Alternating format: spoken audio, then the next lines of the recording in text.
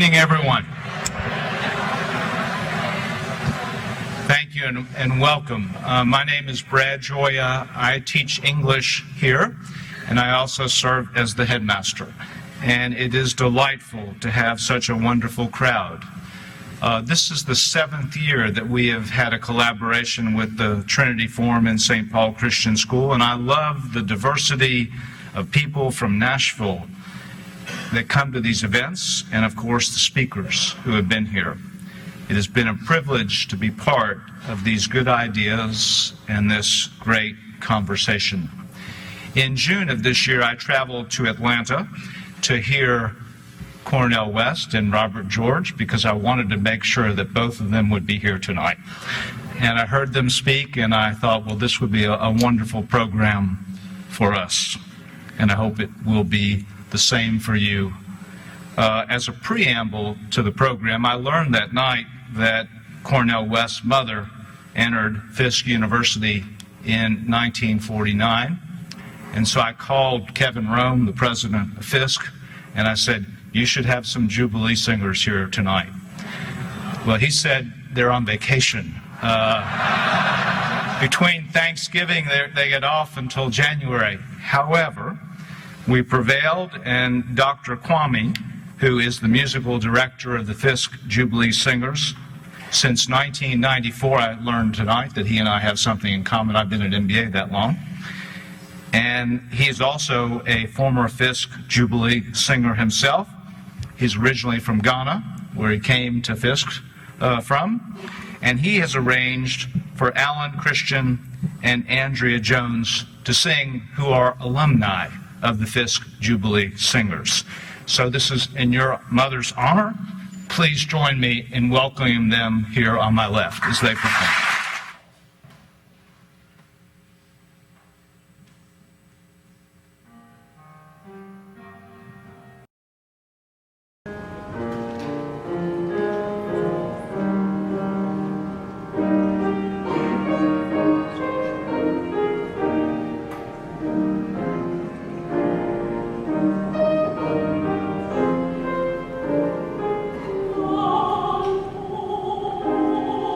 Oh,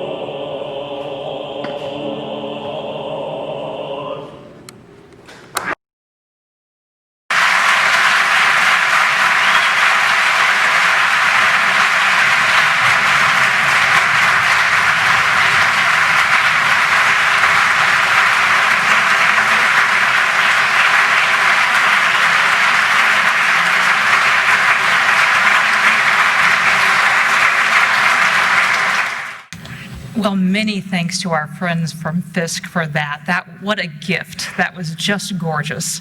And it's hard to imagine a more beautiful way to welcome all of you to tonight's evening conversation on faithful friendship across deep difference. I'm Cherie Harder, the president of the Trinity Forum, and on behalf of all of us at the Forum, it is again our delight and our joy to be able to partner with Montgomery Bell Academy and Brad Joya, their headmaster, and St. Paul Academy and Jason Powell, their headmaster, in hosting yet another one of these evening conversations. As Brad mentioned, we are now in our 7th year of holding these semi-annual conversations here at MBA. During that time, we've tackled all manner of topics. We've grappled with poetry and beauty to just war theory, talked about whether freedom can last and how to care for our common culture, discussed what Augustine has to tell us about politics, and what C.S. Lewis and J.R. Tolkien can tell us about friendship. And each time we have sold out at the Dead Poets Society here at MBA. But as Brad alluded to, tonight is a special night, and a larger venue was needed. And I think it's a testament both to the interest in the topic itself, as well as the admiration for our speakers tonight, that we have again sold out in this much larger auditorium. So I'd like to thank all of the sponsors who have made tonight possible. Our individual sponsors, Lee and Mary Barfield, Gary and Susan Dean, Reagan and Jessica Farr, Matt and Paige Kisper, Ed and Molly Powell, and Giff and Anna Thornton. the foundations that have helped to underwrite these costs, including the Beasley Family Foundation, the Cheris Foundation, and the Creed and Culture Fund, as well as our corporate sponsors, including the Sims Funk Law Firm, GAW Properties, and Polsinelli PC with John Peterson. In addition to our sponsors, I'd like to recognize a few of our trustees who have joined us this evening, including our chairman of the board, Byron Smith, Sam Funk, and Doug Wilson, who flew in from Indianapolis to join us this evening. But of course, we're also delighted that each and every one of you are here. And because we've sold out, we know that there are many people who wanted to come tonight, but for one reason or the other could not make it. And if that happens to describe someone you know, fear not, there are options. We'll be live streaming tonight on MBA's platform, so you can tune in there, or your friends can tune in there. We'll also have video up on our website at www.ttf.org, as well as our YouTube channel. And pics and video clips will be up almost immediately on Facebook as well. We also know there are a number of first-time attendees in the audience and want to send a special welcome to you. And for those of you who may be here for the first time and are not familiar with the Trinity Forum, we work to provide a space and resources for the discussion of life's greatest questions in the context of faith. And we do this by providing readings and other publications which draw upon the classic works of the humanities that explore enduring questions and connect the wisdom of the humanities with timely issues of the day, as well as sponsoring programs such as the one tonight, which helps connect leading thinkers with thinking leaders in engaging the big questions of life. And ultimately, our hope is that they will come to better know the author of the answers. And one of those great questions, which seems particularly urgent in our increasingly polarized, angry, and alienated time, is how we both live out our deepest convictions and live together as neighbors, friends, and fellow citizens. It's a challenge that has always been at the heart of the American experiment. But it's not merely a political or civic challenge, but for many of us, a keenly felt personal one. As over the last few years, perhaps in particular, there are many relationships that have been strained and even severed as people's disagreements have bled into what was once a solid friendship. Indeed, our identities have grown increasingly political, while our politics has grown more angry and apocalyptic. We see the fallout in the decline of support for freedom of speech and religious liberty, the success of Twitter trolls in shaming and silencing, the eagerness to distort and demonize, and the substitution of denunciation for debate. And as our inability to deal with difference is growing, so is our diversity. We are rapidly becoming a more religiously, ideologically, ethnically, and politically diverse nation. Yet our technologies have enabled us to self-sort along financial, educational, and political lines. It grows ever easier to confine our socializing, our conversations, even our news feeds, to those with whom we already agree, who mirror our preferences and confirm our biases. We are left unpracticed and increasingly unable to deal with difference wisely and well, even as our need to do so grows ever greater and more acute. So at a time when our public conversation is increasingly marked by animosity and anxiety, and political differences seem so deep and the stakes so high, how do we address difference with both courage and kindness? How do we pursue and preserve relationship with those with whom we disagree? Can we sustain a deep friendship across difference? These are certainly difficult questions, and there are no easy answers. But it is hard to imagine two people who have wrestled more deeply or wisely with these questions, or better embody and model a way forward than our speakers tonight. Often called an ideological odd couple, Professor Cornel West and Professor Robert George may have little in common politically, ideologically, or even stylistically. But they share a deep friendship a common faith, and a long-standing commitment and collaboration to encourage, in their own words, the cultivation and practices of the virtues of intellectual humility, openness of mind, and above all, love of truth. Dr. Cornel West is the inaugural Laney Professor of the Practice of Public Philosophy at Harvard University and holds the title of Professor Emeritus at Princeton. He graduated from Harvard in 3 years and obtained his MA and PhD in philosophy at Princeton. He has written more than 20 books and edited another 13, including Race Matters, Democracy Matters, his memoir, Brother West, Living and Loving Out Loud, and his recent work, Black Prophetic Fire. In addition to his incredible scholarly attainments, he's also produced 3 spoken word albums and made his film debut in The Matrix, and has appeared in over 25 documentaries and films. We'll also hear from Professor Robert George. Professor George is the McCormick Professor of Jurisprudence and the Director of the James Madison Program at Princeton University.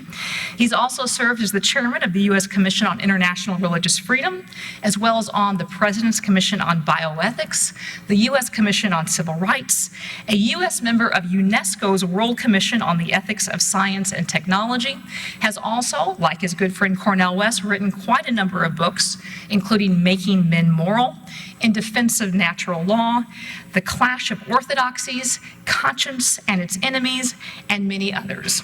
He holds an MTS and JD degrees from Harvard, a DPhil, BCL, and DCL degrees from Oxford, and 19 honorary degrees, and has also received the U.S. Presidential Citizens Medal.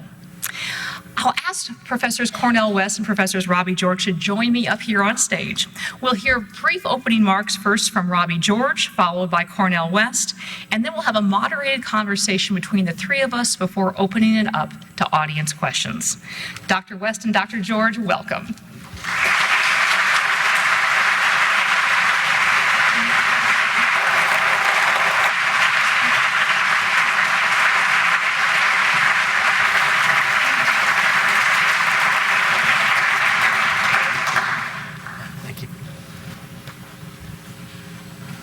Cornel, turn this on. Robbie and Cornel, we are so excited to have you here. And in the process of just doing a little bit of research before we hosted you, it seems like whenever one Googles both of your names, the term ideological odd couple comes up. So I wanted to ask you first just how you got to be friends in the first place, and in addition to that, how your friendship has changed the way you think and your work. Well, Sharif, first, thank you for having us here. Thanks to the Veritas Forum, to Montgomery Bell Academy and St. Paul Christian Academy. It's really an honor to be here in Nashville. And I would say that even if I weren't a country music fan and a banjo picker. But I am, which makes it a special pleasure to be in Nashville. And related to that, we're so honored, Cornel and I are pointing right at him, to have the great country music legend, one of the people who built the country music industry, Stan Hitchcock, and his wife Denise with us tonight.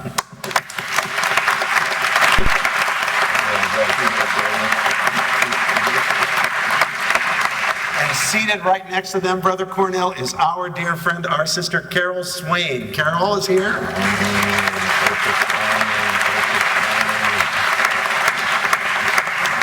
Carol and Cornel and I go back a long way together when we were together at Princeton at the beginning of the late 1980s.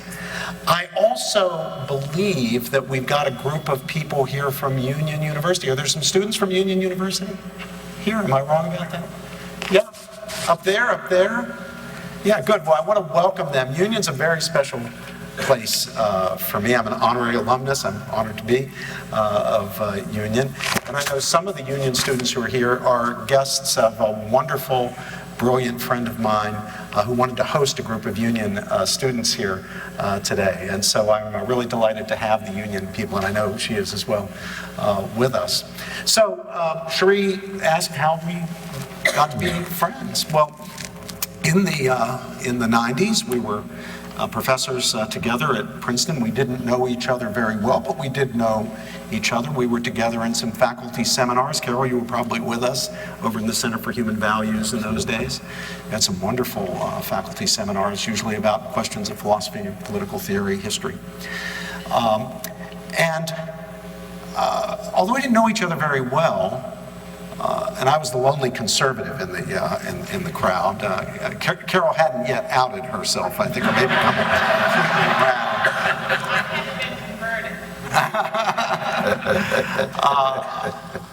I noticed something about this brother right here. While he usually got the answers wrong, he was asking all the right questions. Nobody else could get the questions right.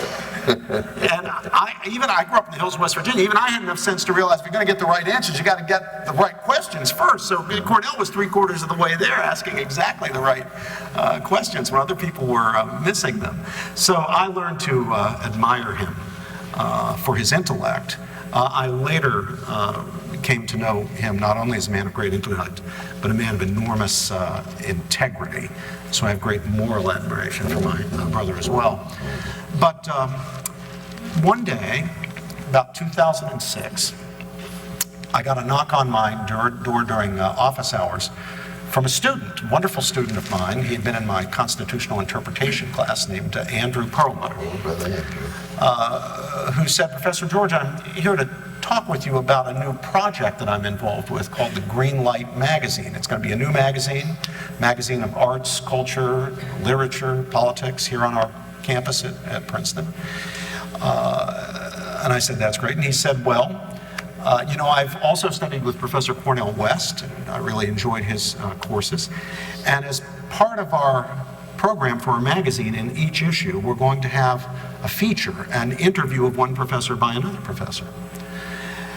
And so he said, "We've reached out to Professor West to ask him if he would be the interviewer for the first issue. And we asked him to tell us who he'd like to interview. And he said he'd like to interview you. Would you be willing to be interviewed by Professor West?" Now, Andrew was a religion major, was in your department. Brilliant kid. So I was very flattered. And I said to Andrew,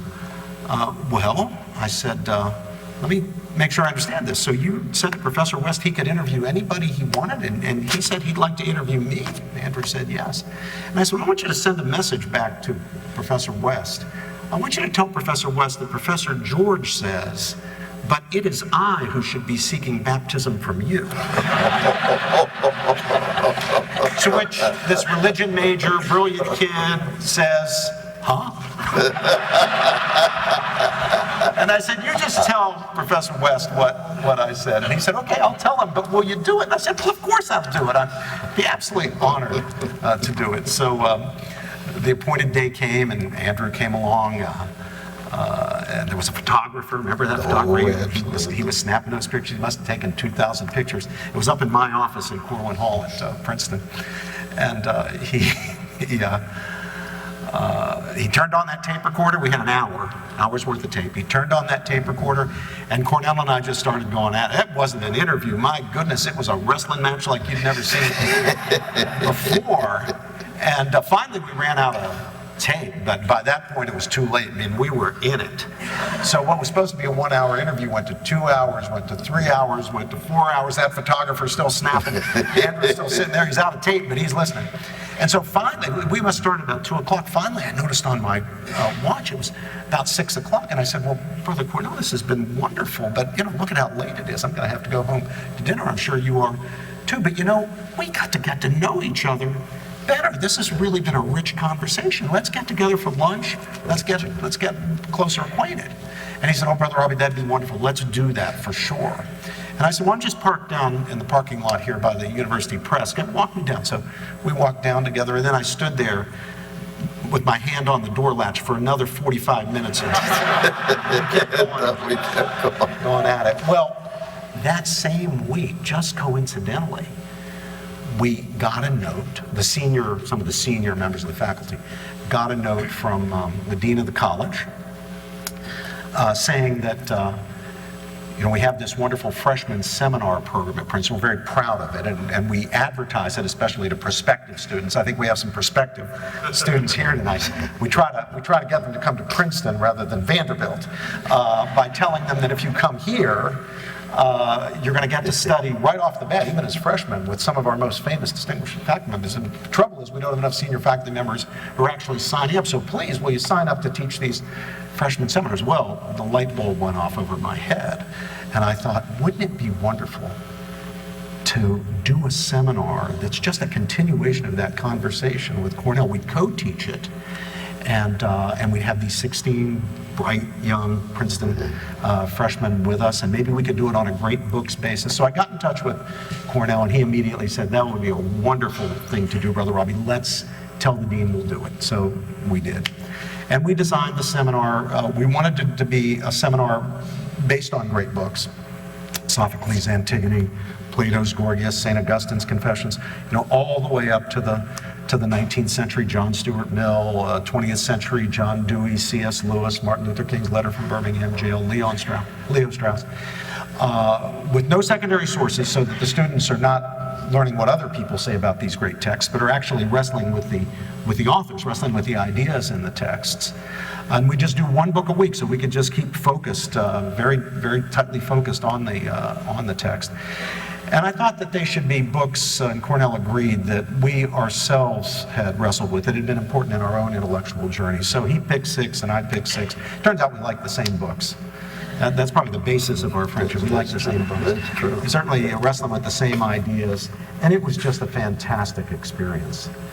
We would get together, have dinner before each seminar, and we began to realize that despite our rather flagrant political, ideological differences, we have an awful lot in common: a love of ideas, a commitment to truth-seeking, an understanding that truth-seeking is not something you can do in a closed-minded, self-righteous way. It requires intellectual humility, willingness to engage another person, willingness to consider that you're sometimes wrong, that understand that you're fallible, understand that truth-seeking is a mutual process, a joint process, and that when you're in even an intense debate with a fellow truth-seeker, whatever your differences are, you've got something more fundamental than those differences that's driving you, and that's a desire to get at the truth of the matter.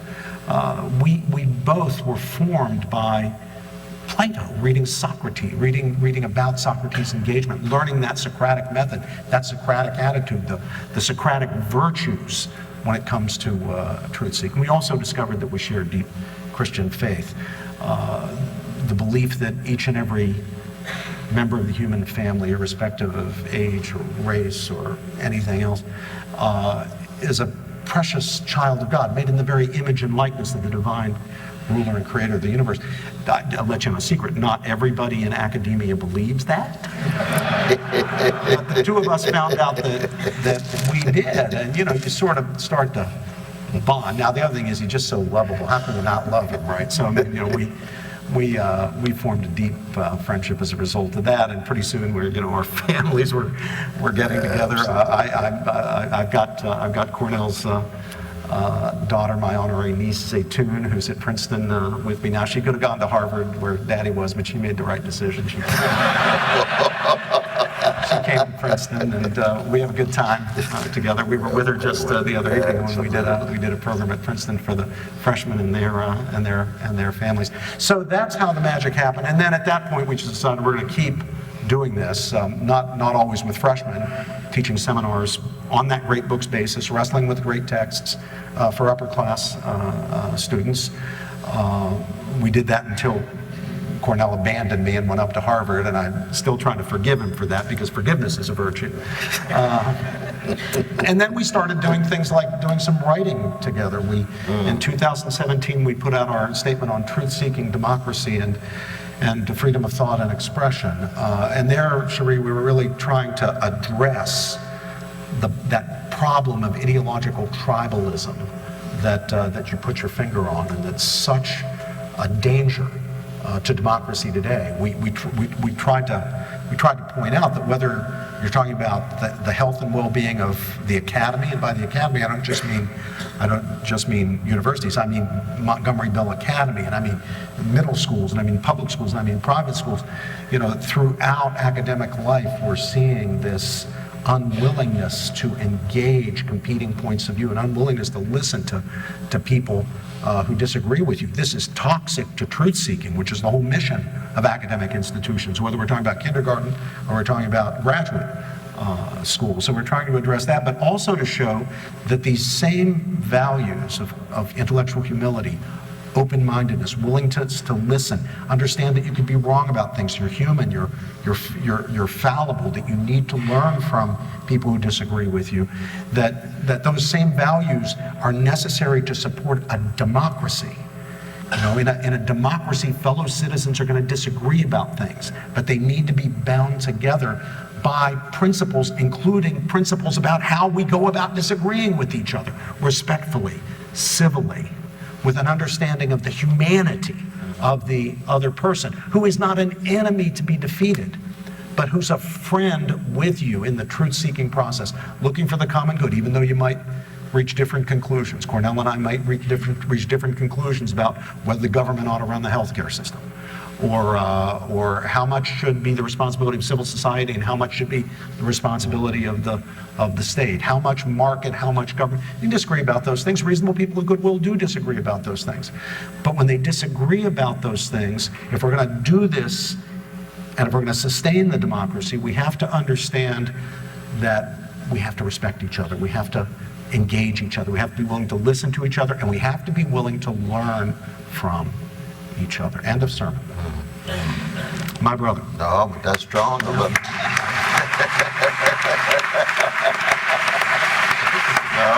very strong. No, and he's told the story. He's told it with eloquence in terms of how we came together. But I first want to begin by saluting you, my dear Sherry, for your leadership. And I want to salute Brother Brad, 25 years of service to this grand institution. And we're praying for your bounce back, my brother. You're strong as ever. And to bring the artists, they already did. No, but we can still hear their voices. But I want to acknowledge the artists, because for me, you see, in my life, given my fallible view of things, that art is in no way ornamental or decorative. It's constitutive of who I am. It's integral to who I am. Not just the music, but the plays, the novels, the poems, the sculpture. In some ways, the artists are the vanguard of the species in terms of their willingness. Put forward vision, courage. And any time an artist creates an art object, they authorize a different world, a different reality. That's utopian energy, projecting possibility. And so very much in our conversations is that sense of being committed to something bigger than ourselves. And I don't know whether my dear sister Centoya is here, but the Centoya Brown Long was one of the grand citizens of this place. I was just with her. Oh, yeah. Well, just stand up, my dear sister. Stand up, let's give it. Where is she? Oh, there she is, yeah. And Brother Jamie there too. Brother Jamie, stand up, Brother Jamie. Brother John Yoder. All three of them. I didn't realize they were here to make it. No, this is my dear sister Centoya, who was oh, but your mother, your blessed mother made it too. Yes, indeed. No, I've met her in Dartmouth. She was just such a brilliant and kind and loving human being. Wrote that powerful text that's becoming a bestseller. And I was told there was a chance you'd be here, so I just wanted to acknowledge you and the magnificent work that you're doing for us for good. It has everything to do with what we're here. Because I begin with my brother, who I have a deep love for. And love is in no way reducible to politics. I fight with tremendous tenacity for his right to be wrong.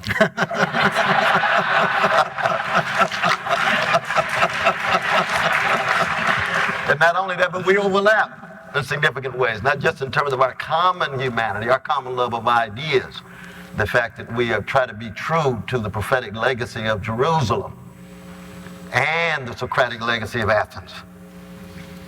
The latter self-criticism, self-scrutiny, that intellectual humility, intellectual integrity. And yet at the same time, we know Socrates never cries, he never sheds a tear. Jesus weeps. Something deeper is going on.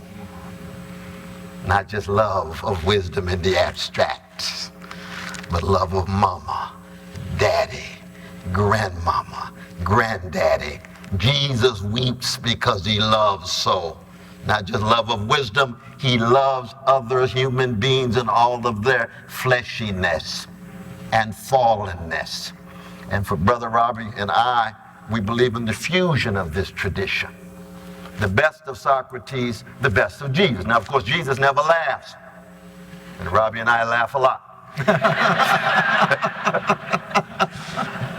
But G.K. Chesterton, one of the greatest of Christian intellectuals in barbaric 20th century, used to argue that Jesus hides his mirth because laughter has everything to do with the human connection of each and every one of us that cuts so much deeper than our skin pigmentation, our class, our sexual orientation, our national identity. We're internationalists in terms of every human being in every nation has that sanctity and that dignity made in the image and likeness of God. Now, granted, when we think about Fisk University, I do want to say a word about my mother and how this connects to who I am, because my mother met my father in front of Jubilee Hall. So I would not be without Jubilee. Oh yeah.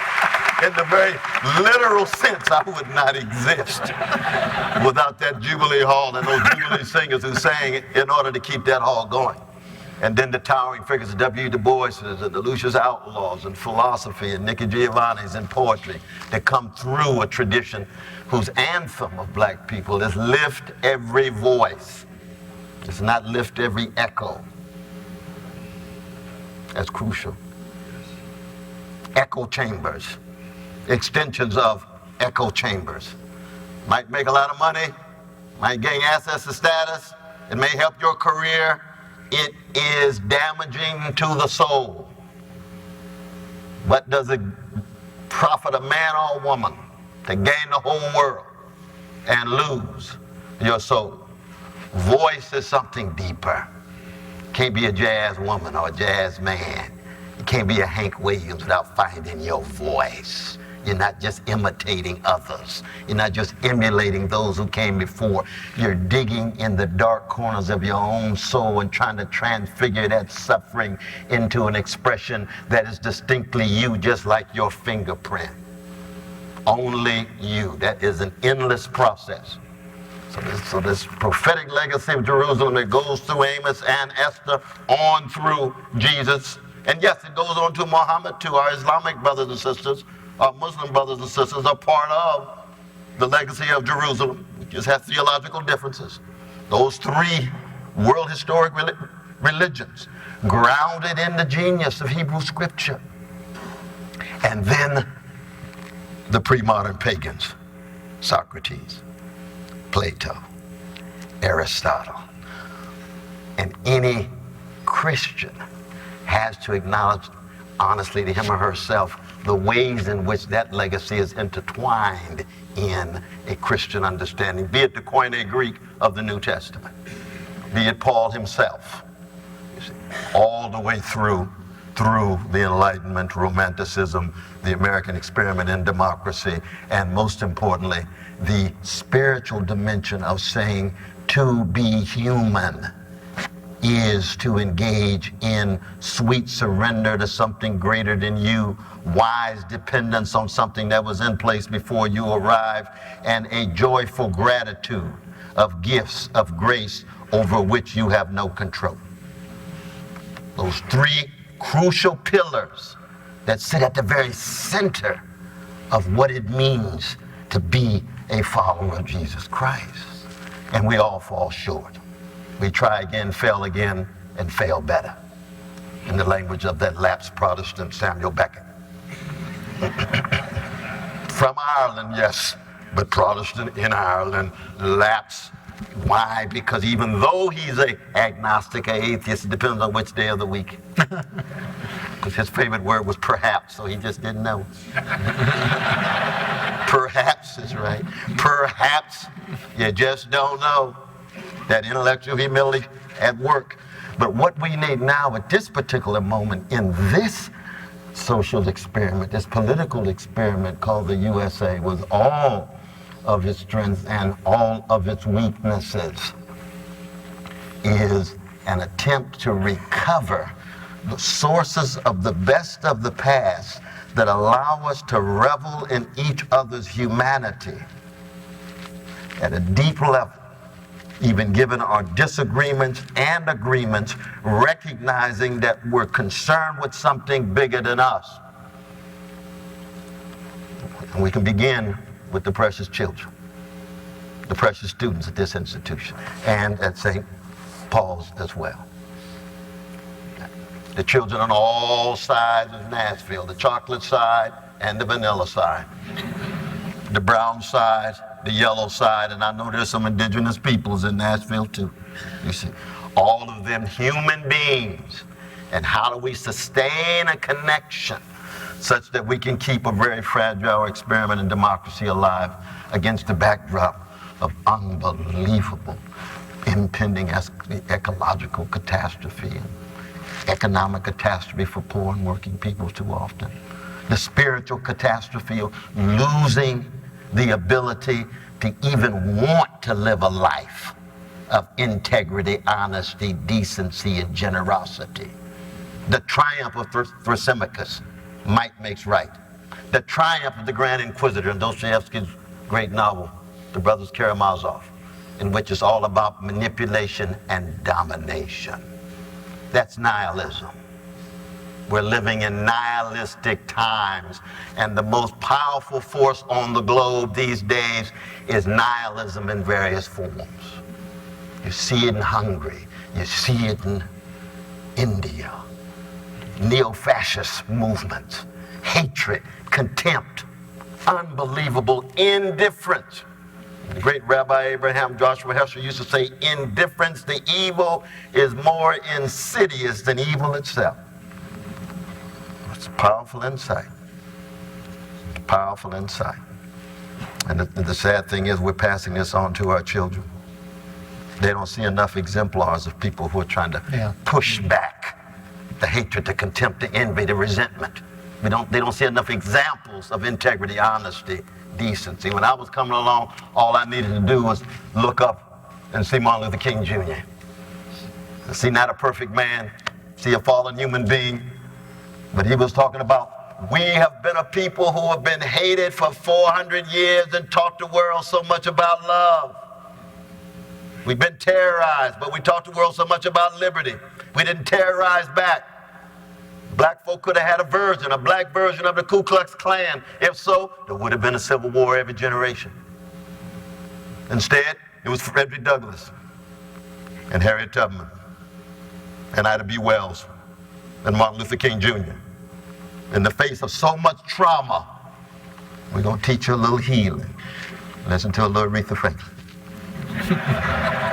Listen to John Coltrane's Love Supreme. Listen to a little Stevie Wonder and Ray Charles.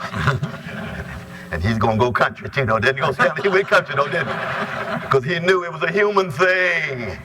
Listen to this healing from a people who have been so traumatized. 244 years of white supremacist slavery and 100 years of American terrorism and the lynching that took place every 2.5 days for 50 years. What is it about the best of these people? I'm not talking about the gangsters and the thugs. Every group has gangsters and thugs. Black, white, red, yellow, whatever. But we talking about the best.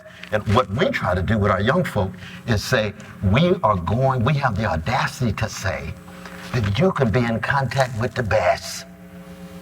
So when you come in this class, what do we tell them? You come to learn how to die. And they say, I thought we was just trying to get a grade for our... They're lying. That's true. No, I'm trying to get my curriculum vitae in place. I've got to get a job this summer. Now, in this class, You learn how to die. you're going to learn how to die in order to learn how to live. That's Montaigne. To philosophize is to learn how to die. Or Seneca, he or she who learns how to die unlearns slavery. You see, and that's Seneca, a Roman. We don't expect too much profundity out of the Romans. They run an empire. They're not thinking deep like the Greeks, but even still, you never know. You got to be open to all groups, all civilizations in this way. But it's a serious issue because we tell them we're learning how to die together, even as we disagree. Let me ask you both.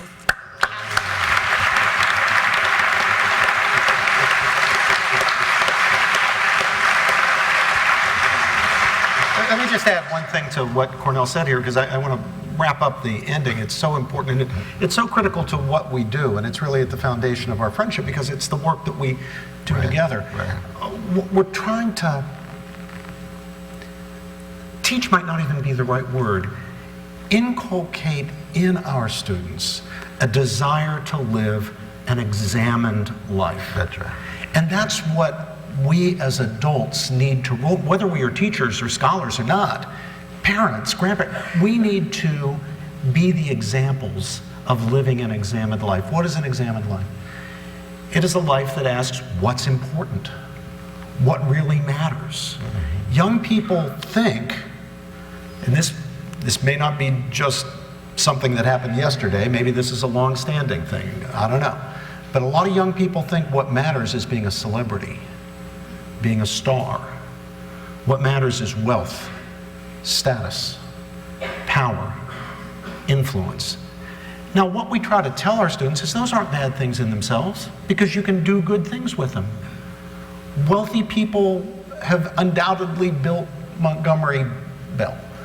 They built Princeton University, I can tell you that for sure. They built Harvard University. The generosity of wealthy people was important and has been important, especially in America. I mean, we really have benefited enormously from that. Wealth isn't bad in itself, nor is power. Power can be used for good, can be used for ill, which shows you that it's not good in itself. It depends on what you do with it. Status is good. We don't tell our students, don't try to achieve social standing. Influence is good depending on how you use it, but none of those things are what ultimately matters, because they're all means, they're not ends. They're not what, they are things you do things with. They're instrumental goods, not what's intrinsically valuable. The examined life is about what's intrinsically valuable. Now, the real danger with getting focused so much on the means that you treat them as their ends is that that's where the enslavement comes from. And it's the worst, the most abject form of slavery, because it's not slavery under the influence of another. It's being a slave to your own passions and desires, your own wayward lusts, your own feelings and needs. The master, the person who's a master of himself, is the person who is able to transcend all that, because he knows there's something more important. He's living for something greater than power, influence, status, and so forth. So that's what it's, from our point of view, what it's all about. It's about the examined life. But how often, frankly, do students see grown-ups, whether it's in the media or just in their own personal lives, who are leading examined lives? So often the example is being set as a bad example. That what matters is celebrity, what matters is power, what matters is wealth, what matters is influence, what matters is status. We've got to do better than that. And the heritage of this civilization is fundamentally a Christian heritage. And if Christianity stands for anything, it's for that self-mastery, that rejection of slavery. I'll use the old-fashioned language. Slavery to sin, slavery to passion, wayward passion, that has trapped so many of us today. And is it any surprise that our young people get caught up in it, with all the dreadful consequences, especially for those who are the most vulnerable? Who gets hit the hardest? The weakest, the most vulnerable. I'd like to ask you both about the concept of civility, and that I think both of you are known for both incredible intellectual ferocity over the truth as you see it, combined with great personal warmth. And it seems like the very concept of civility is under attack on both left and right. by people who believe that it's a form of squishiness, a dispensable secondary virtue that can inhibit the full-throated pursuit of what is right, or that civility itself has been weaponized to essentially be a protector of the status quo and a bulwark against necessary social justice. So I'd like to ask both of you how you navigate that and what your view of the concept of civility is. That's a wonderful question, because civility's never been one of my favorite words. It really hasn't. It goes back to citizen, and I take that term very seriously. No democracy without citizens. You remember Aristotle's definition of a democracy. A citizen is capable of being ruled or ruled. So there's always a rotation of rule. That's what democracy is about. And accountability of those who rule. But the reason why I've always been a little suspicious of it, because, see, as a revolutionary Christian, I'm concerned about the moral and spiritual work that a word does. And civility for me has always been too thin. You see, I want citizens who try to be kind to one another, gentle to one another, sweet to one another. And kind and gentle and sweet cut at a different register for me than civility. And hence you get critiques of civility. Oh, you're just hiding, it's a charade. You're just wearing a mask, you're not really being yourself. You're simply putting on a certain kind of show. Whereas when you're really kind, it's got to be for real, or it's just not the real thing.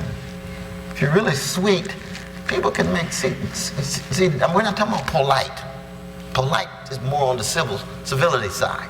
I'm talking about real kindness, sweetness, tenderness. You know, Otis Redding said, try a little tenderness. I mean, that's not try a little civility. So that Robbie and I, we've never really been civil to one another. You know what I mean? I love the brother. He's kind, he's sweet, he's gentle, and he's honest. So when you're honest with somebody, you get upset with them when you think they're wrong. There's nothing wrong with that at all. I get upset with my mother. You know what I mean? She's 87 years young. But I'll take a bullet for her in the heart in a minute. You see? So it seems to me that Christians have to have a perspective that gets deeper than some of these secular constructs. Because so many of these secular constructs were themselves the residue of what came before. It's like Hume on benevolence, because he lost his Presbyterian faith and gave up on love talk. You say, okay, benevolence in a secular context, we understand that, but it'd be nice if everybody really tried to love each other on a deep level and failed and bounced back every day. That's really what we're talking about. Let's just be honest about it. And I prefer that kind of language rather than, but what do you think? Am I being too hard on it? I think on that word. I think a little bit. In which way? Yeah. Language shifts in meaning over time. That's true. That's true. I'll give you a very good example. In Aristotle, the term eudaimonia used to be translated, if you look at all the 19th century and early 20th century translations, it used to be translated as happiness. Fundamentally for Aristotle, what ethics is about is the pursuit of eudaimonia, formerly translated as happiness. Well, what Aristotle means isn't having a smile on your face that might be induced by Darvon, is that the pill, or some drug, or by being hooked up to an experience machine, or something. He doesn't mean a pleasant psychological state. He means rather fulfillment, all-round well-being. The best translation today would be flourishing. So why did they say happiness? It's because even as recently as 100 years ago, happiness had that morally inflected quality. It didn't just mean a psychological state that might be induced by drugs or being put on some sort of a machine or something like that. It meant what we mean today by fulfillment, a kind of all-around flourishing. You still get a sense of that when you realize that you know exactly what I'm talking about. If I would use old-fashioned language by saying something like, happy the man who walks in the way of justice. When I say that, you realize I'm not just saying, hey, if you walk in the way of justice, it'll be, just like you took drugs and have a smile on your face now. You realize I'm saying something that's morally inflected. Blessed is the man, flourishing is the man who walks in the way of justice. So terms shift. And I think what's happened to the term civility is some of its core meaning has been washed out with time in the way the word happiness has lost some of its richness, some of its core meaning over time. It's been reduced just to a psychological state. So today, too often, if we use the term civility, people will interpret it in the way Cornel was explaining. It's a very thin kind of a concept. In fact, people might say being civil is when you sit there listening politely, politeness again, politely, while another person expresses a view. Well, you're being tolerant, you're letting the person, you're not interrupting, you're not calling the person names, you're not grabbing a lamp and smacking them over the head with it or anything like that. So you're listening, but you're being civil, but you're not engaging that person.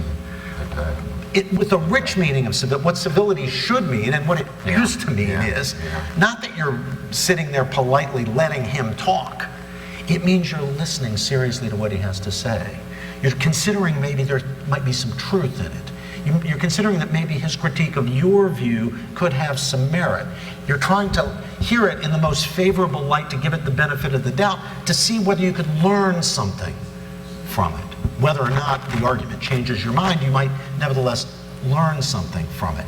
So whether you use the term civility or not, what Cornel and I are after is that deep, rich listening. Not just being tolerant, not just being polite, not like you have your say, I'm going to have my say, then you have your say, then I have my say. It's actually trying to engage and listen to each other so that you can learn from each other. Now, you only do that on the assumption that you have something to learn. And the trouble today is people think they don't have anything to learn, they already know it all. And so they're perfectly content to only listen to radio or only watch TV or only read newspapers that are going to reinforce what they say. One of the problems with all the diversity we have now in our media culture, one of the problems is if you're on the conservative side and you only want, as I am, and you only want to be reinforced in your conservative views, you can do that. You can watch Fox News, you can listen to Rush Limbaugh on the radio station, you can read the Wall Street Journal editorial page or read National Review. You don't have to hear anybody else. Same thing on the progressive side. If you just want to be reinforced because you have nothing to learn, you just want to be told that you're right already all the time, you watch MSNBC or CNN, you read the New York Times, I don't know what radio stations you people listen to. I mean, we don't have that radio station. That's part of what it is. There is no leftist version of Brother Rush Limbaugh at all. There used to be, but anyway, you see the point that I'm making. You know, we're not. That's a fair. If you're doing that, stop, because you're making a false supposition. You're assuming you don't have something to learn from people who have basic disagreements with you about policy matters. And you do have something to learn. I do. Cornel does. We all have something to learn. Because here, I'm going to tell you the following truth about everybody in this room, and everybody in this town, everybody in this country, and everybody on this globe. Here's something interesting about all of us. Now, you tell me if I'm wrong. Every single one of us currently has, right there sitting in his or her head, some false beliefs. I do. I have some. He does. Sure he does. You do. So you say, well, then why don't you change them? It's because you don't know which ones they are. Everything you believe is true. But if I ask you, do you have no false belief? Are you sure? Do you really think you have no false belief? You'd say no. Of course, I know I'm wrong about some things because I have the experience of changing my mind. And I know that won't be the last time I change my minds about things. Now, since we know some of the beliefs we have are false, and probably not just the trivial and superficial ones, but beliefs about important matters, if we know some of what we believe is false, how are we going to get that changed? How are we going to reduce the number of false beliefs and increase the number of true beliefs?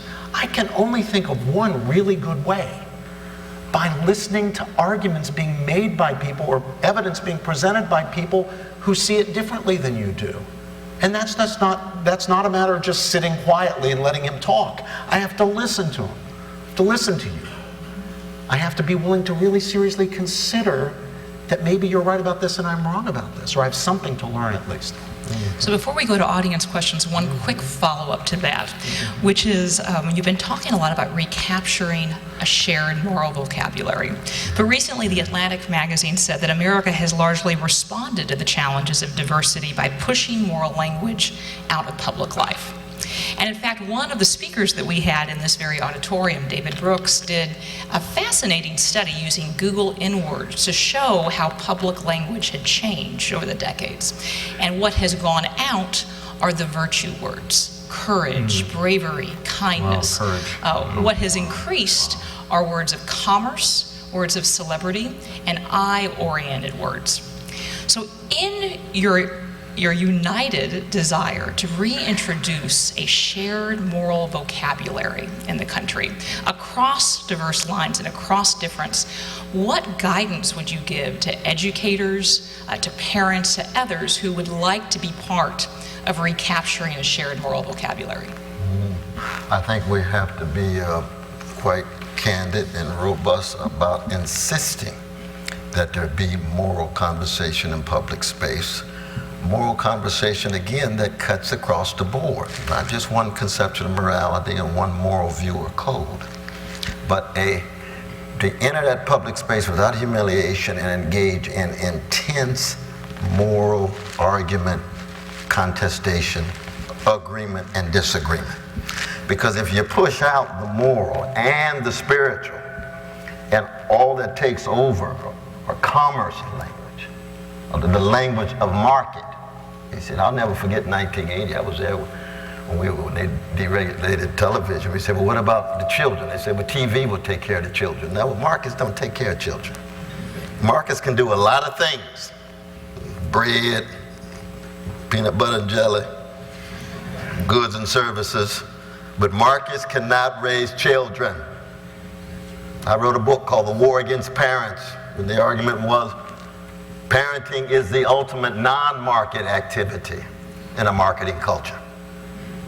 So you don't make a financial calculation of having kids. You better get ready for some deep sacrifice.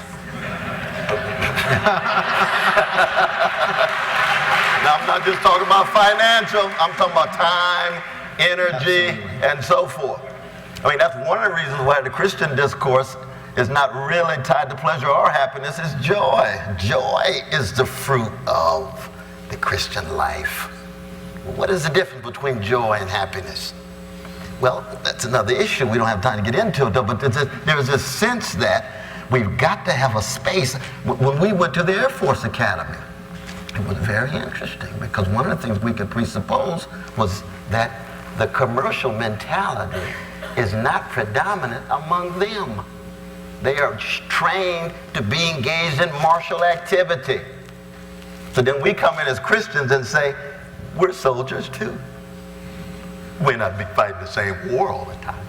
Sometimes I'll disagree with the war that the government puts forward, but I'm still on a battlefield. Now, when William James wrote one of the last essays he wrote before he dropped dead in 1910 called The Moral Equivalent of War, and he was building on another genius named Jane Addams. She had debated, they both had debated that year before. You see, this sense of being able to engage in combat, spiritual combat, moral combat. Life is a battlefield. There's no doubt about that. But it can't be conceived simply in martial terms tied to money as the effect and consequence, money as a reward, but rather the virtues, the values, the visions that allow us to leave some kind of witness in that battlefield. You know, when I used to go to vacation Bible school, and I'll never forget, Sarah Ray told me, Brother Cornel, if the kingdom of God is within you, then everywhere you go, you ought to leave a little heaven behind. And that heaven that you're leaving is in a world that is shot through with so much grimness and bleakness and hatred and domination, and yet you're in that world but not of it. And so you're on a battlefield. You're contending all the time in that way. And I think, I don't know what the conclusion that Brother Brooks raised. I've read both of his books, and I detect his own transformation. Yeah, he's had a journey. He's had a fascinating journey in that way, from the transactional to the transformational, as he would put it in some ways, you know. But I think it's inside of all of us, these market sensibilities, obsession with success. We tell our students all the time, this is about moral and spiritual greatness, not just about financial success, not just about pecuniary success. I would not draw a contrast between the market and morality, or the military and morality, or the government and morality.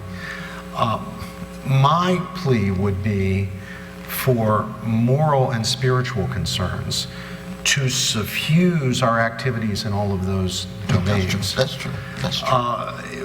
It's not good moral advice to say business is an amoral enterprise, therefore you shouldn't do that. The really higher calling is academia. No, don't tell them that. Or the clergy, or something like that. There's human beings in each one of those activities. I think what we need to recover is the idea of vocation. There's some lovely sisters here from there they are up there, our Dominican sisters who are up there. They'll know what I'm talking about. Vocation is not just about what those sisters in their beautiful white habits do or what clergy do. Vocations are something all of us have. Cornel and I have the vocation of scholar and teacher. The vocations in the academic life. Stan had vocation in music and entertainment, in entertaining people, giving them some joy in their lives at the Grand Ole Opry and places like that. These wonderful singers from Fisk, the same. They've got a vocation, or at least that's part of their vocation. Well, business is a vocation too. And we shouldn't be telling our young people who aspire to business that, well, they're aspiring to an inferior activity or an amoral activity or one that's only concerned about values that are apart from the spiritual. No. What makes the difference? What is a vocation? What makes something a vocation? It means you're doing it as a way of serving, and business can be a wonderful vocation. Just as wealth can be used for wonderful things like supporting institutions like Montgomery Bell and St. Paul's and Harvard and Vanderbilt and Princeton. There are good things that you can do with money. There are good things that you do in business, in the way you treat your employees, in the way you treat each other, in producing high quality products and services. Now, there are dangers as well. There's some things that shouldn't be for sale. There's price gouging, there's predatory lending, there are bad things that need to be regulated, the way markets need to be regulated. All that's true. But what we need is a return to the idea that these values, these moral concerns really should suffuse. And Cornel was right to say it's not just moral but spiritual as well. When we were young scholars, and Carol will remember this as well. She's much younger than we are. Yeah, that's true. The dominant school of political theory by far, leading figure of which was the great John Rawls from Harvard. The dominant theory was in those days called liberalism.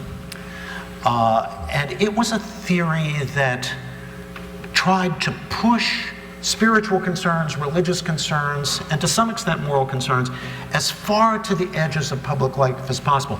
There was a noble reason for that. I was against it, Cornel was against it, we were agreed on this. But there was a noble concern. The concern was spiritual values, moral values are deeply contested, they're divisive. In a democracy, if we debate those, if we fight about those, if those become the object of democratic deliberation and judgment and choice, we'll blow the whole thing up. It'll blow apart. For the sake of social peace, we've got to marginalize the moral and spiritual concerns. I knew that was a mistake from the start. I understand and agree with the concern, but it's not the way to go. Now, political theory academic political theory has largely moved beyond that, and I think rightfully so. In those days, a lot of people press the idea that our own Constitution, our American Constitution, should be interpreted in a way that would privatize religion, marginalize it, push it to the edges of public life. To the extent possible, make it something for the home, around the dinner table when we say our grace, or on our knees at bedtime, or in the church or the temple, the synagogue, mosque, but not in public life. You're all familiar with this. That's a mistake. That's a mistake. Yes, religious issues, yes, moral issues can be divisive, but they're critical. They can't be marginalized. You're going to end up making crucial decisions about them, one way or another. The question is, are you going to do it openly and with a true civil discourse, Or is it going to be done through the back door, pretending it's not what you're doing, where you're actually imposing values on people, claiming that you're doing something else, claiming that you're being neutral or merely technocratic? And the reason is that in no democracy, really in no society, can we create a situation where all we have are technical issues to solve, technocratic issues to solve, where all we need are well-trained managers from the Woodrow Wilson School at Princeton, or the Kennedy School at Harvard, or Stanford Business School, or Columbia Business School, or the University of Chicago. The issues of life, including social life, are moral issues. They're unavoidably so. They're not all reducible to technical, non-moral, non-spiritual solutions. So let's learn to persuasive as they can be, with grace, with civility, with kindness, with openness, but argue about them. Make them the substance of what we're debating. In our remaining time, we'd like to hear from you. So I'd like to welcome to the podium Jason Powell, the headmaster of St. Paul Academy and one of our partners in this effort, to both kick off and moderate the question time from the audience. Jake. Thank you, gentlemen. Wonderful, wonderful things to consider. And as someone who spends my days fighting and fighting hard for the importance of what we do at St. Paul Christian Academy, academic excellence, a passion for Christ, and leadership development, you're a commercial for that, because that's what we do, is to help our students see the world from a perspective of depth and meaning.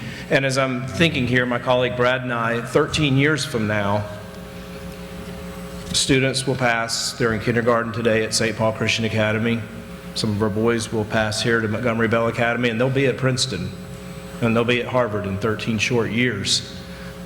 What's the one attribute you would like us to make sure when we talk about a mission of leadership development, an attribute, a thought pattern, or a behavior that we work with our families and our children so that when they enter your campuses, they're ready for the stuff that you've shared with tonight? Just one. Yeah, that's that. Boy, that's tough. Well, there's two of us, so we can give them two. So that's right. Oh, now that's nice. So we should huddle. We should huddle and see which one we want. A division of labor here. Because I want compassion and courage together, though. But I guess you can't really love unless you have courage to love. That's true. So let's just say a phrase: courage to love. Okay. Someone once said the strength to love. Oh, Martin Luther King himself. Okay, That's right. okay, thank you. That's right. Thank you. That's Thank right. you very much. But Brother Ryan, Let me give you another one.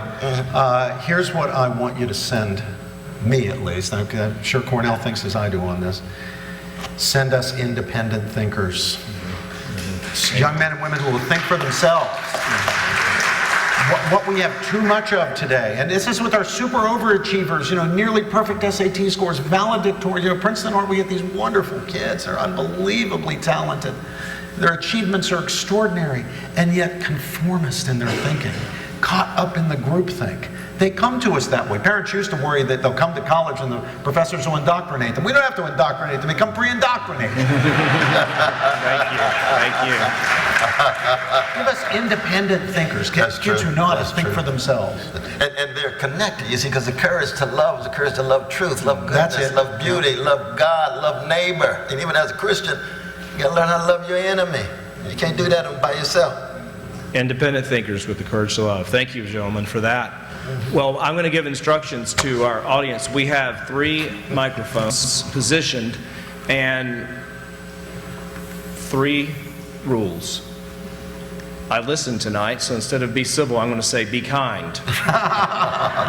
Be brief. And ask a question in the form of a question. That's pretty good. That's pretty good. And I think to the audience's right, we'll begin with the gentleman at the microphone there. Thank you all for being here. I want to raise an issue, and it may be something that you can demonstrate how to talk through this civilly together. One of the issues in society right now is the whole transgender movement going on. We're seeing that break out in our schools, in our athletics, in our colleges, in our high schools. And Professor George, you in fact wrote an article that was released yesterday about how it's even got into our courtrooms in custody battles. So can you tell us, one, why has that jumped to this big issue in our society? Where did that come from? And how do we civilly discuss that whole issue, which includes sexual liberty and religious liberty in those issues? Well, it's a very important issue today, and the article to which you kindly referred is one that I wrote with my former student Ryan Anderson. It appears in the online journal Public Discourse, so you could easily find it if you're interested in it. For those of us, and here I count myself, who are critical of transgender ideology, usually because we're critical of sexual revolutionary ideology more generally, it's very important to make very clear from the start that persons who experience gender dysphoria, including those who self-identify as the opposite sex, and including those who undergo treatments, hormonal treatments, or surgical treatments to create the appearance of being the other sex. Those persons are precious human beings made in the image and likeness of God like anybody else and deserve to be treated with love and compassion. We must be in the forefront of ensuring that such people are protected from teasing, bullying, being called names, being labeled things like freak. We should be utterly intolerant of any of that kind of dehumanizing stuff. And then we make our argument.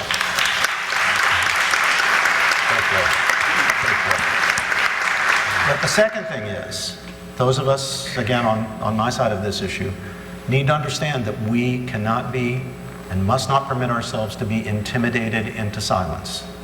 If, as we believe, a great deal for precious human beings depends on avoiding buying into that ideology, then it is up to us to muster the courage to get the kind of pushback and hatred and animosity and name-calling and professional risk that comes when you say, I'm not on board with this. I think there are problems with this.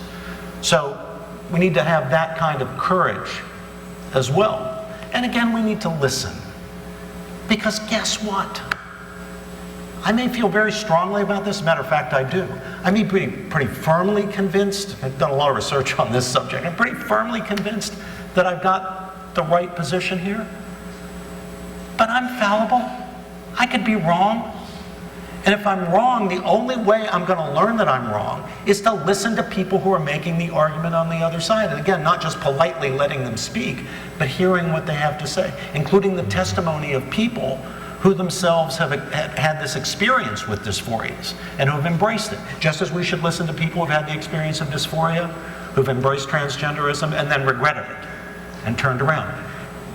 When Cornel says lift every voice, there's no more important subject on which every voice needs to be heard today than that one. Cornel?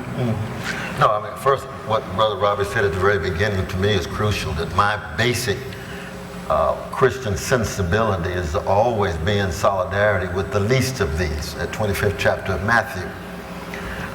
I don't fully grasp or understand what's going on or what the cause is. I just know that these trans folk are precious, priceless, and are to be protected in their preciousness and pricelessness. Now, at the same time, I then have to have some sense of what it is to be able to be in close connection. I'll give you an example. When my dear brother Larry Wachowski, who made The Matrix, and we went down to Australia and did it, then next time I met him, he was Laura. And I said, oh, this is fascinating transformation. I said, what's going on? And we said, we talked about it. I said, teach me. I want to know what's going on. But this is in his case as opposed to a whole host of other cases. So it builds on what Robbie first said. And even though I would have a response to Robbie in terms of even using the word ideology, I'm not sure ideology fully captures that kind of transformation that he underwent. it could be he was influenced by maybe an ideology, but there's all these other elements that I don't really grasp. But that was true for me as a straight brother, given my precious gay brothers and lesbian sisters. My first interaction with gay brothers was, God, you got to help me understand. Well, read some Gore Vidal. Okay, all right. Read some James Baldwin. Read some Evelyn Waugh. There's experiences out there that I don't fully grasp, even as we take our various stands based on our understandings of our traditions and so forth and so on, and come out in different places. But it's that first section that I want to stress, that the first portion of what Brother Robbie had to say in this regard, because what happens is we've got so much hatred and demonizing already out there, and it just escalates. And it's so easy to hate the most weak and vulnerable and invincible. And it's true that trans folk these days are being, they're being killed, they're being trashed, they're being violated, and so forth and so on. And based on what Brother Robbie said at the very beginning, all of us must intervene when we have that kind of demonization taking place. Thank you both. We're going to go.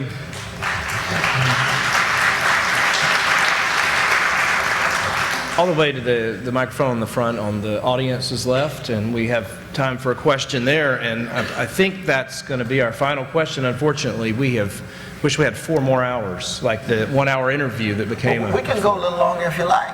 Is that all right? I think we'll take a couple more questions. Oh, I appreciate it. Yeah, I appreciate it. All right. But we intend to be much shorter, and Be brief applies to the askers and Absolutely. the answers. Okay, we'll start here. I'll be brief real quick. What's the most significant issue that you've changed your mind about? And what's the most significant issue that you're still undecided about? With the emphasis on being a significant issue, not a trivial one, just really significant. It's a good question. Because we've had some very intense fights over abortion. And certainly there's been some learning, I think, on both sides, and the moral passion behind it, and how you go about determining when that precious, priceless little one is viewed as person, early on, at what point, and so on and so forth. And it's also true in terms of text. I think I read Hayek in a very different way after teaching with my brother. And texts for me are very important because they inform how we understand some of these crucial issues. So just very briefly, I'll just try out those examples. I've had 2 important transformations in my life. First was the movement from the more liberal side of the spectrum over to the conservative side.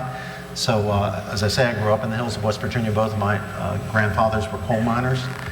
We were strong Democrats in West Virginia. Not only did we not like Republicans, we didn't know any. I mean, there was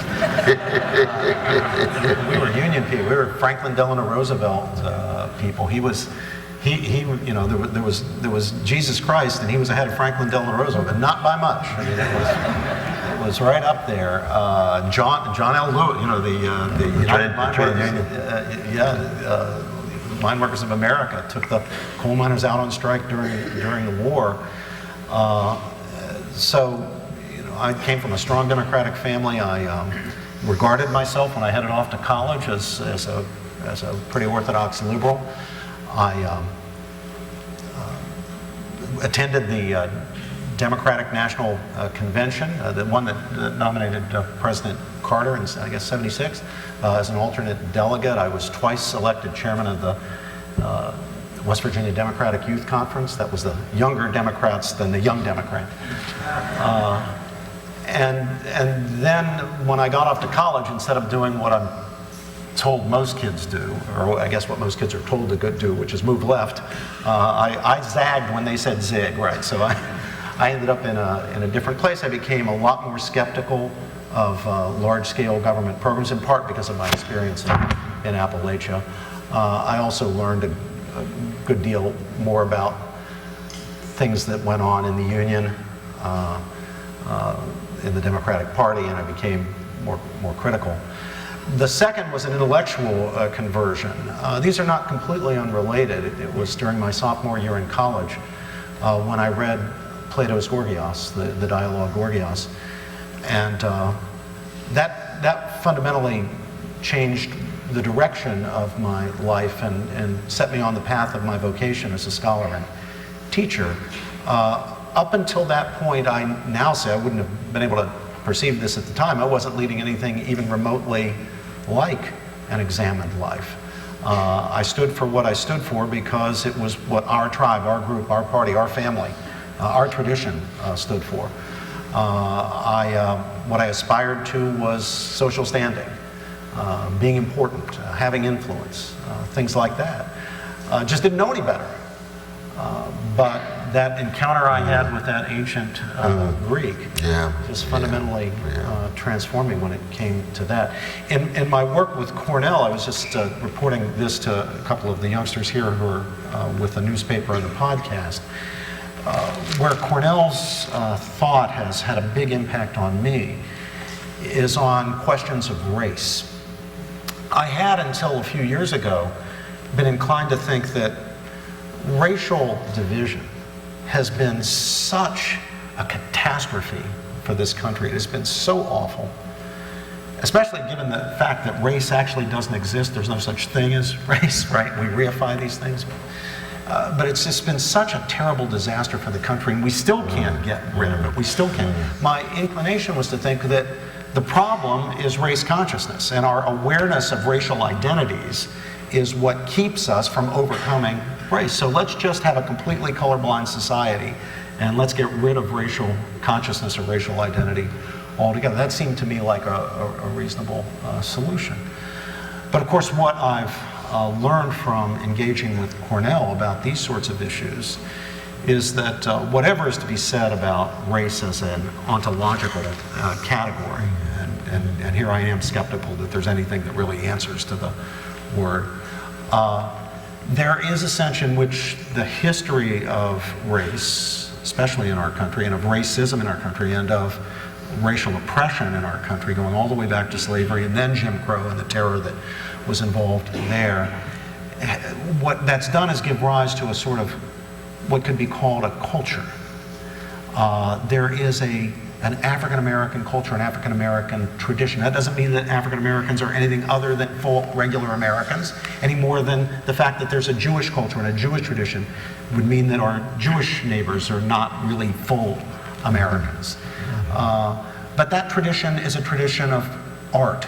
It's a tradition of music. It's a tradition of literature. It's a tradition of political thought. It's a tradition of family relationships. It's Duke Ellington, and it's James Baldwin, and it's W.E.B. Du Bois, and it is Frederick Douglass, which is not to say that any of those figures only belong to African Americans. They belong to America, and therefore to all Americans. To white, to Asian Americans, Americans who got here yesterday, as much as to African Americans who've been here or brought over on slave ships. And yet there's a special sense in which that's the culture. When Cornel says something like, I belong to a people who have suffered oppression for 400 years, I know what he's talking about. That particular people, that particular culture. And the pride that he takes in that, the relationship that he feels to that, which doesn't take away from his relationship with people who are from a different sort of American culture, but that pride he takes, that understanding he has of himself, is identified with that. That is not something we should get rid of. It would not solve our problems just to say, let's just stop thinking of ourselves in racial categories.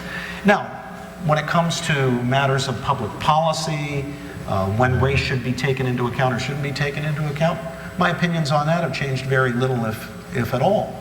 I mean, I think when it comes to policy matters, we should be as colorblind as we possibly can. We should treat people as individuals to the extent that we can, not as members of groups. So that's not that there's some big political difference there, but it's a difference in something that's very important that I failed to see, I think, until we really started talking about these issues, just out of ignorance. I thought there was a kind of quick solution to the thing. Just stop thinking in terms of race. Just stop having racial consciousness or racial categories. I now see that is really, wouldn't even be good to do. We can't do it. It's not going to happen.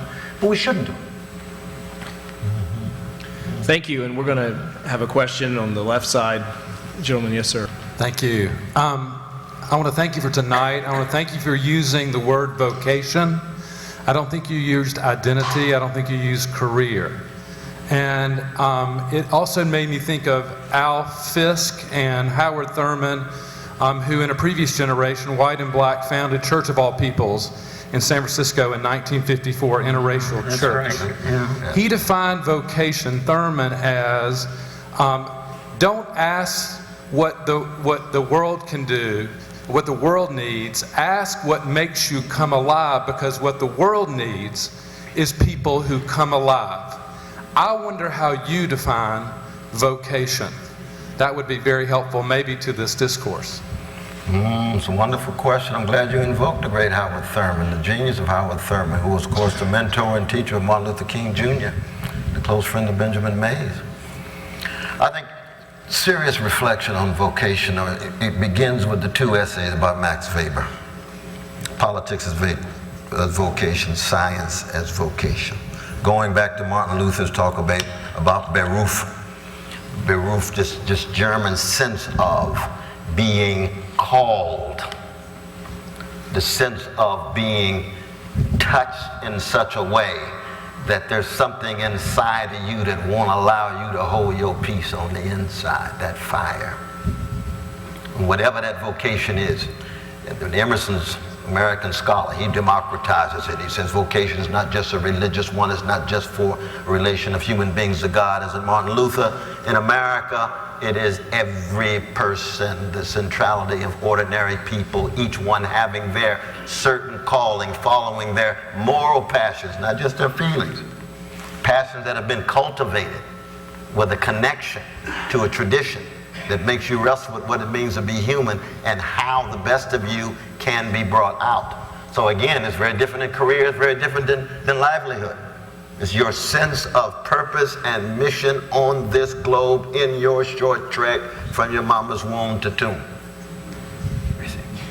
And that's something that's hard because again, career, profession, other than vocation. What are you going to do with your life? I'm going to, and somebody talks about what job they have. No, I don't want to hear what your job is. I want to know what kind of person you're going to be. What you're going to do with the job you got. Don't tell me about how you're going to be successful. What are you going to do with your success? Don't tell me about your foliage. Tell me about your fruits. To get biblical, you know what I mean?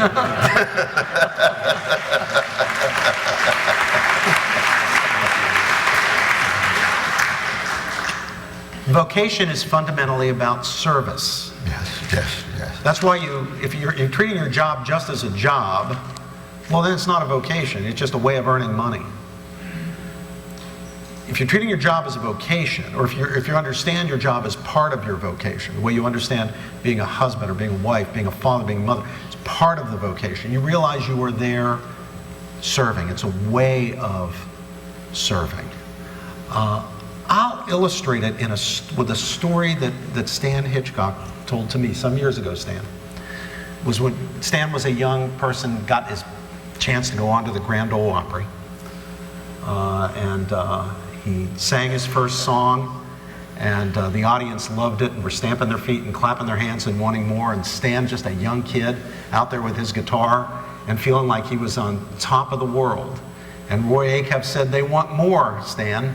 Give him an encore." Man, did he feel like he was going to be a big star, which he ended up becoming. But on that evening, something happened.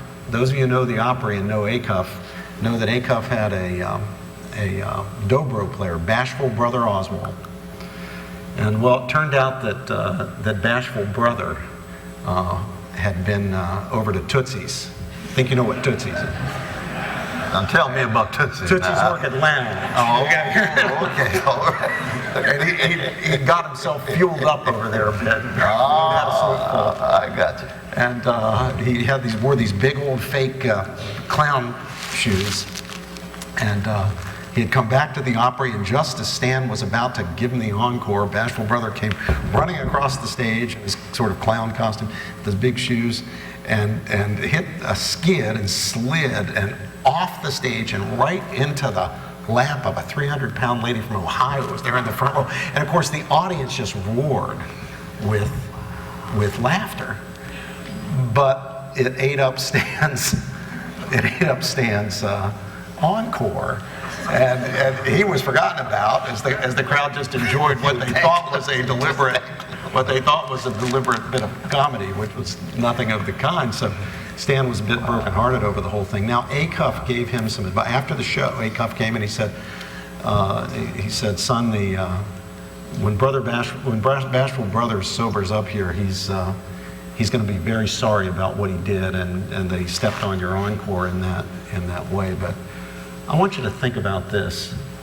You know, there are a whole lot of people in this audience tonight who came on this Saturday night and they worked hard all week, hard-working people, and they'd paid their 50 cents to come and enjoy an evening of musical entertainment, the music they love.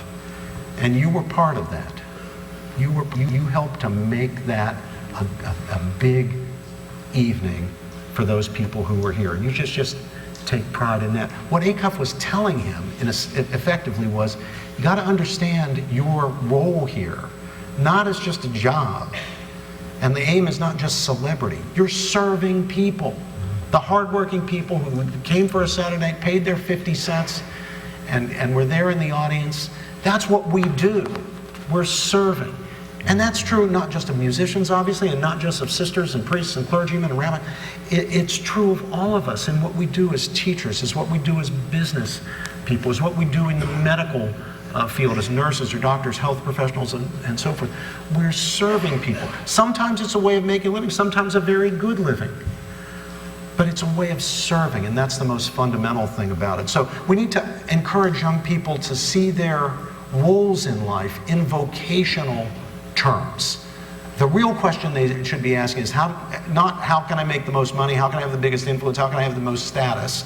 Those things aren't bad, but still those aren't what's ultimate, not what's really important. How can I serve? Absolutely. Thank you. Absolutely. We're going to go with one final question. Thanks.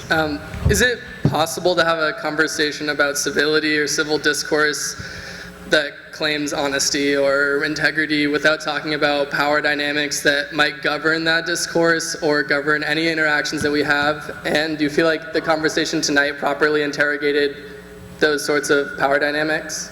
Thanks. Well, I appreciate the question. No, I think Socratic commitment to intellectual honesty and integrity means you have to be able to interrogate any set of forces, including the power dynamics that are at work. Now, power, of course, comes in a lot of different forms. It's economic power, political power, discursive power. We were talking very much about moral and spiritual power, so we were still talking about power. But the question becomes, how then do you begin with the primacy of the moral and spiritual and connect it to systemic analyses of economic, political, imperial, white supremacist, male supremacist, homophobic forms of power that historically have demonized folk in this way. So that I appreciate your question. I think the important thing is to acknowledge the ways in which any commitment to intellectual integrity forces us to deal precisely with the things that are hidden and concealed, usually unsettling and unnerving to people, but done in such a way that the dialogue goes on. Because if it's Thrasymachus, as you remember in Plato's Republic, right? He says what he has to say, and he's ready to leave. Remember that? And Glaucon and the others are saying, well, wait. Socrates respond to him. And Thrasymachus is ready to go. Well, you see, you can't shut the dialogue down. Thrasymachus wanted to leave. And of course, usually folk who are shutting the dialogue are folk who at that moment do have more political and economic power. You see? I mean, in the U.S. Congress, when they had the what was the name of that, the gag rule where you couldn't even raise the issue of slavery?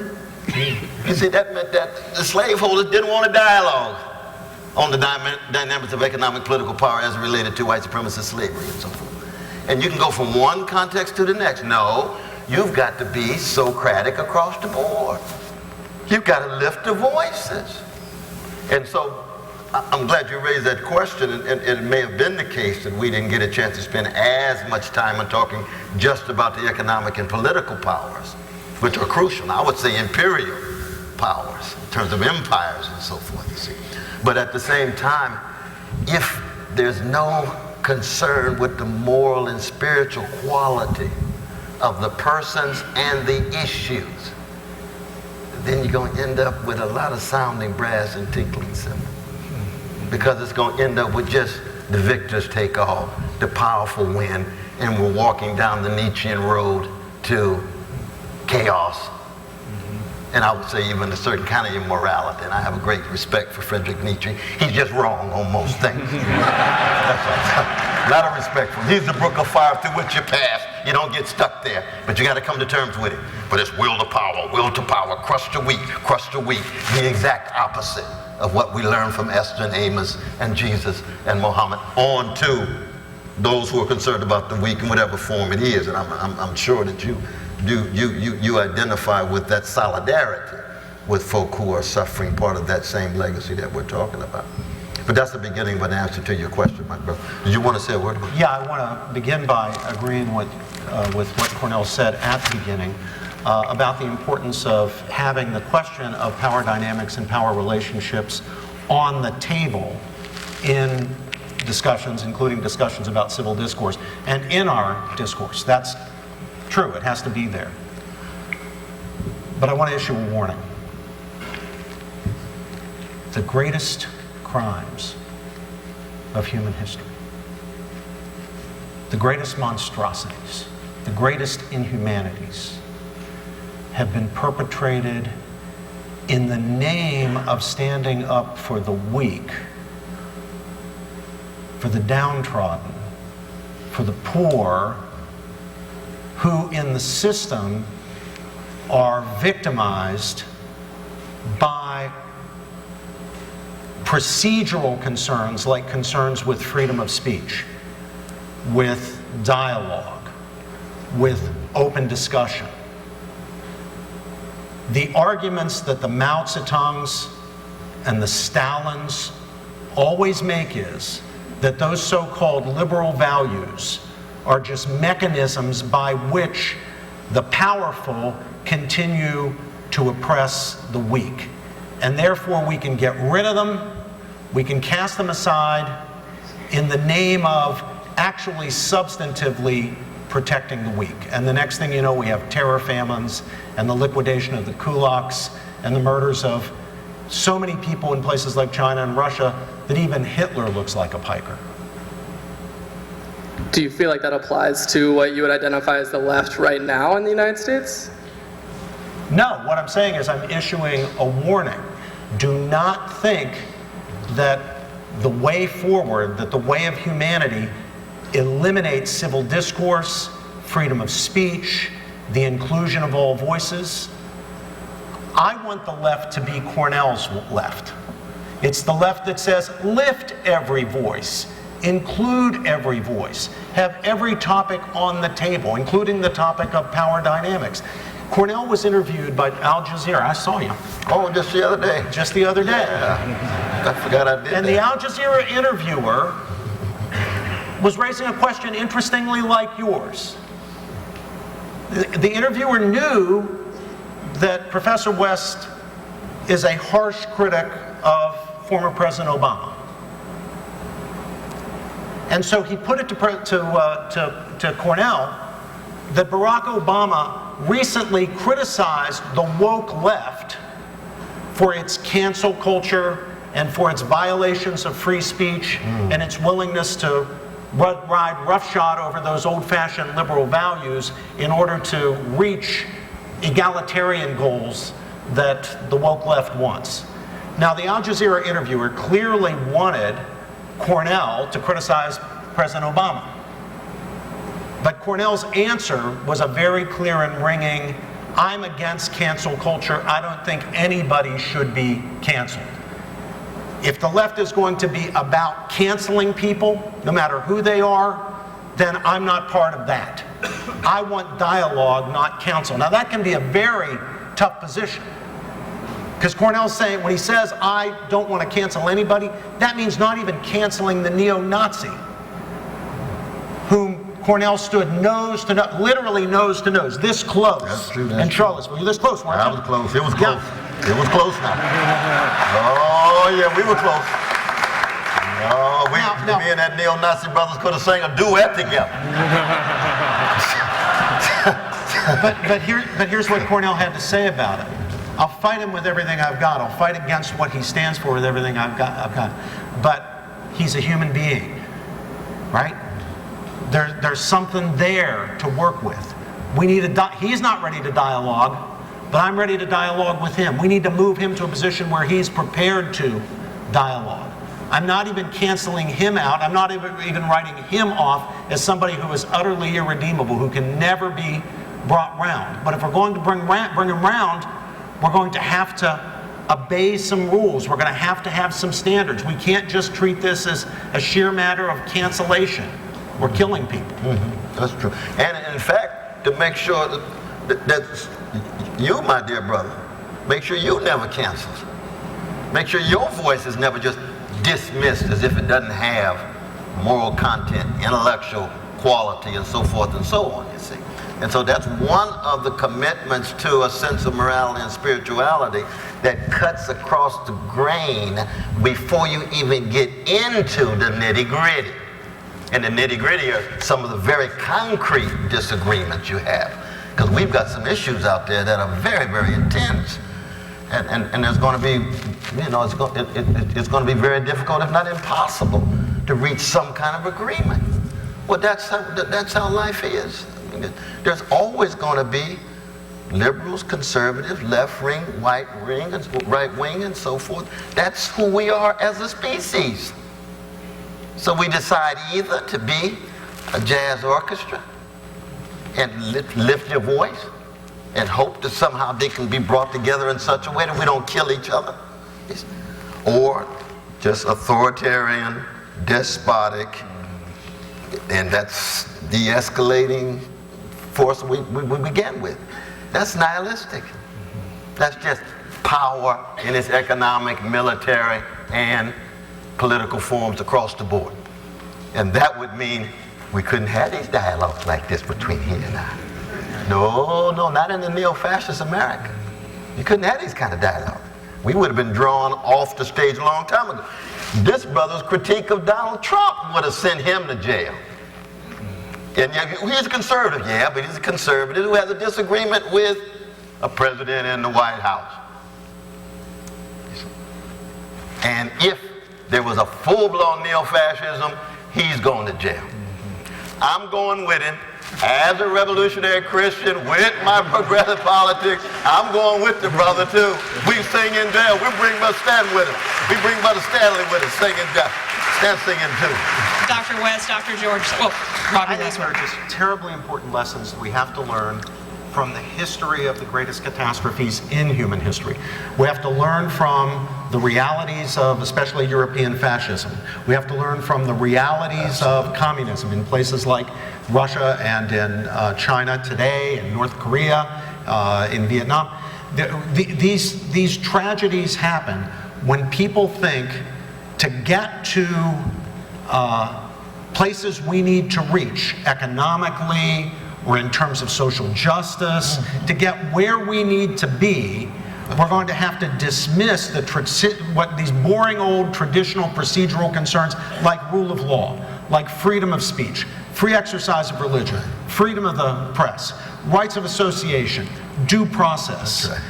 But those are so critical. They're what stand between us and the gulag, what stand between us and the concentration camp. And they protect everybody. Very fragile, absolutely. And independent thinkers with the strength of love. Yep, there you go. That's a good point. Thank you, gentlemen, very much. Cherie has some final words. Absolutely. Dr. West, Dr. George, thank you so much on that mic drop moment. As we wrap up, we want to leave you with some recommendations, an invitation, and of course some Thanksgiving. Some recommendations we have. have right outside this room, we'll have copies of both Dr. West and Dr. George's books for sale. We'd recommend Race Matters. The 25th anniversary edition is out there, and Dr. George's book, Mind, Heart, and Soul, is available for sale as well. We highly commend both to you. You'll notice that both Dr. West and Dr. George talked about the importance of text throughout this evening. And on the back of your program, we have 3 recommendations that shed light on some of the themes that we discussed today. We have a Trinity Forum reading on friendship by Cicero, George Orwell's Politics in the English Language, which explores the importance of words, as well as selections from Alexis de Tocqueville's Democracy in America. We've essentially excerpted some of the richest part of these larger texts. We hope it will whet your appetite for more. We are confident that you will find it well worth your while to read. We also want to leave you with an invitation. In addition to your programs, you should each have a small invitation to join the Trinity Forum Society.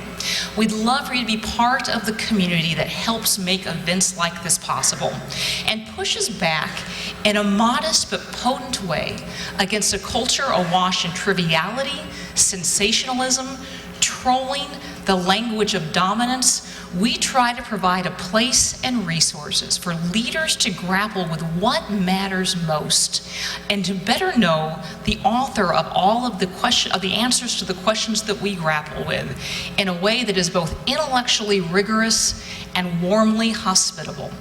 We believe it may be small, but it is a powerful way to embody and to spread a more thoughtful, gentler, and kinder culture. And we hope that you'll be part of that society, which makes it possible. There's also, of course, several benefits to doing that, including the fact that you'll receive our quarterly readings, which include many of the authors that Dr. West and Dr. George talked about, including Augustine, Aquinas, Dostoevsky, Martin Luther King Jr., Mandela, and others. And I'm sure you'll find those of great interest. That's in addition to our daily What We're Reading list of reading recommendations and our monthly upcoming podcast.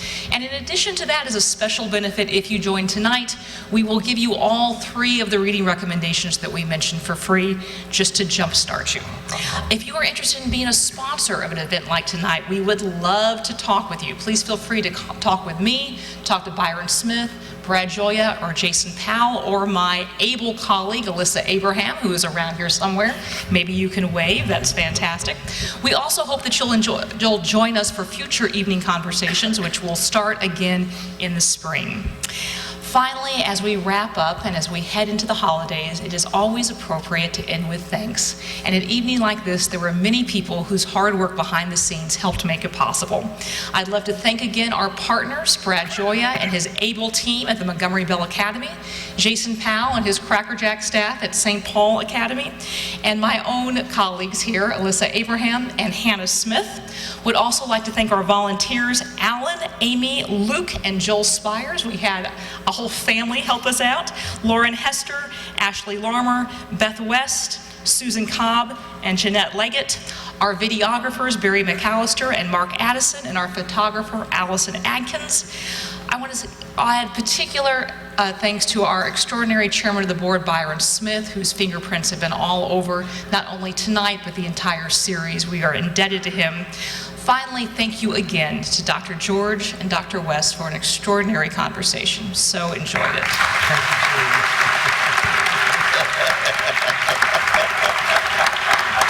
Thank you, Reverend.